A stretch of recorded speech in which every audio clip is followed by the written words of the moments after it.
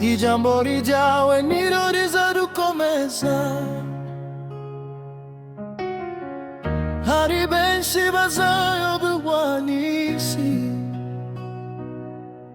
ariko twe Mana tuzagukurikira. Imyuka mibi iragenda yiyongera, n'inyigisho zibeshya zikuzura hose,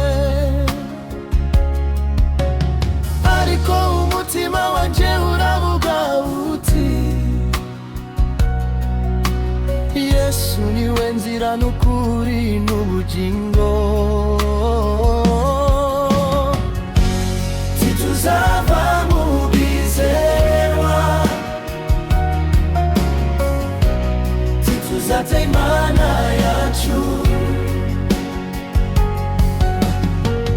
nubwo ibigeragezo byaza byinshi,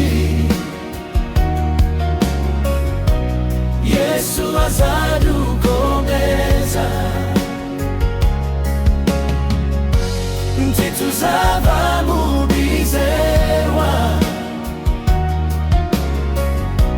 ijambo ryawe ni urumuri, turaguhagaze Mwami, kuko uri igihome cyacu. Igitero cyawe hari abata inzira y'agakiza, bakurikira ibinezeza b'isi,